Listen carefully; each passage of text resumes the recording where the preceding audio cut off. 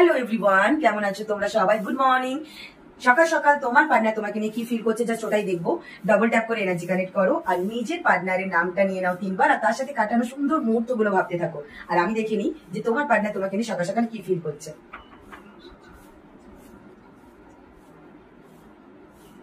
আমার যে ভিউয়ার্স আছে তারা তার পার্টনার তাদেরকে নিয়ে কি ভাবছে, তাকে নিয়ে কি ফিল করছে, প্লিজ আমাকে গাইড করো। আমার ভিউয়ার্সের পার্টনার আমার ভিউয়ার্সকে নিয়ে কি ফিল করছে সকাল সকাল, কি এনার্জি তার আমার ভিউয়ার্সকে নিয়ে সকাল সকাল মর্নিং থটস, প্লিজ গাইড করো।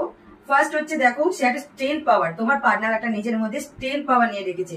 সে একটা ইউনিক ভিউতে তোমাদের রিলেশনটা দেখতে চাইছে, যাতে তোমাদের রিলেশনটা আরো বেশি গ্রো করে, বাট টুগেদার। ঠিক আছে, যেটা সত্য তোমাকে ছাড়া যে সে ভালো নেই সেটা কিন্তু সে এবার মেনে নিচ্ছে, তার মধ্যে কিন্তু সেই জিনিসটা চলে এসেছে। কারণ সে কোথাও গিয়ে তোমাদের রিলেশনটা ডিভাইন ম্যাচ বলে মনে করে, আর তোমার কাছে তুমি ছাড়া তার লাইফে একটা রোমান্স নেই, সে একটা রোমান্স চাইছে।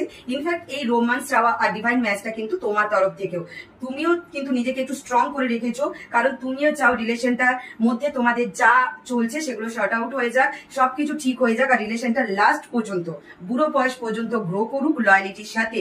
তাই তুমি নিজেকে একটু কন্ট্রোল করে রেখেছো এই মুহূর্তে।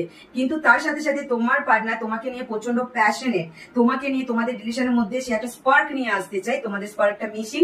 আর তার সাথে সাথে সে চাই তোমাদের মধ্যে একটা সুইট মুভমেন্ট তৈরি হোক, রোমান্টিক মুভমেন্ট তৈরি হোক, আর তোমাদের রিলেশনটা ফিউচার পর্যন্ত যাক।